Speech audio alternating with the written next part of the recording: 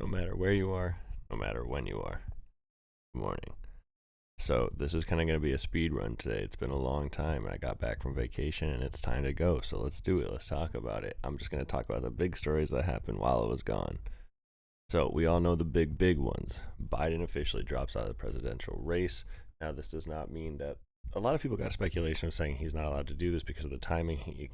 But you're not the official electoral bid until it has been put on the ballot. So like we haven't necessarily selected our candidates and the front runners of it. We also need to remember that the debate that they held between President Biden and former President Trump was not an actual presidential debate. It was a private debate. They set it up.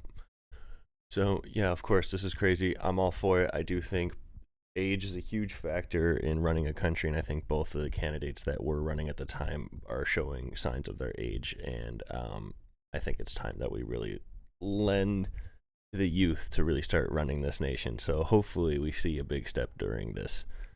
Now, didn't realize this was already up. That's so funny. So if you can't see it, hold on. Kamala Harris raised a lot of money. So we're talking insane amounts of money. We're talking about $200 million in the first week of campaigns. That's historical. It was 81 million within the first, I think, 48 hours, which was a historical number. Like nobody had ever done that before. So that's really crazy to see the amount of support going out in crazy amounts. I mean, 60%. Oh, wow. I didn't know this one here. We're learning all together. 66% of all donations coming first-time donors, according to the campaign. Now, obviously, we have to take that with a grain of salt. If it's coming directly from their mouths, they'll hype up your own campaign. You'll say some crazy cool facts. Like that made me go, wow. The big one I'm sure we're all thinking about, what happened with former President Trump and the attempted assassination. So obviously the gentleman is no longer with us, but there was also somebody in the crowd that was unfortunately hit, and Trump was hit in the ear. As we all have probably seen the clip by now, he stands up, gets his fist up, does the whole thing. It barely nicked his ear. In fact, the doctors refused to give him stitches. And it's really interesting because he then wore that entire massive white patch over his entire ear, and so did all the people that are voting for him. When it was such a small thing, they wouldn't give him stitches.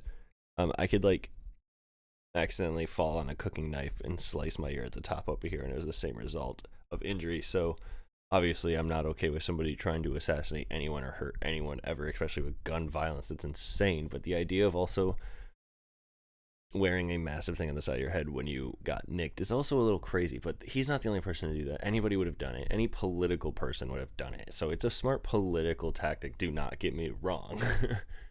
Now, before we get off of politics, I want to see if they got this article ready to go.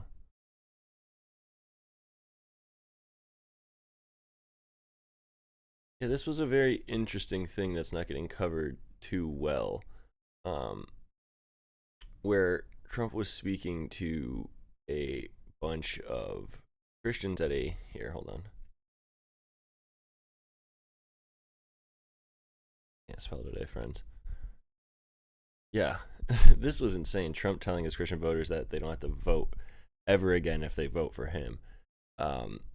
Telling them that, you know, moving forward, you'll never have to vote again if I get in because we have found ways to fix the election. There's no needing to rig it anymore because we're guaranteed to win. That's like saying the quiet part out loud. And I was really shocked to see this. I wasn't planning on including this inside of the quick catch-up news video, but the fact that this happened in the last 24 hours, I had to stop and talk about it. I need to make sure this gets as much coverage as possible because that's crazy. That's the most say the quiet part out loud I've ever heard. All right, let's end on a positive note. Breakdancing is the newest sport in the Olympics. It is called breaking. People do not like when they call it breakdancing. So, breaking is the newest sport in the Olympics this year. It's the only new sport in the Olympics this year.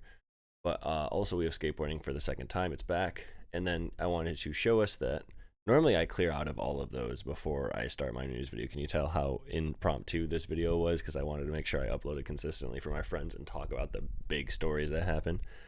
But yeah, USA was able to win at least a few golds in swimming as of now. It's now day 2 of the Olympics, and it's very exciting to see how far the United States go. We're playing Serbia in basketball right now. In fact, This is how we'll end.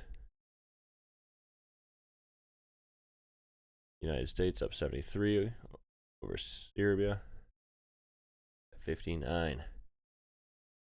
All right, friends, with that, I hope you enjoyed this rapid fire session of a lot of big news. I know I didn't talk in depth about pretty much any of the stories, but I decided to do a catch-up video because there was so much I missed on my vacation that I had to make sure I come back and make sure we have a chronological timeline in our series to make sure we see these events. We can't say that we skipped anything. That's not okay. Also, I just tapped the mic. I'm so sorry.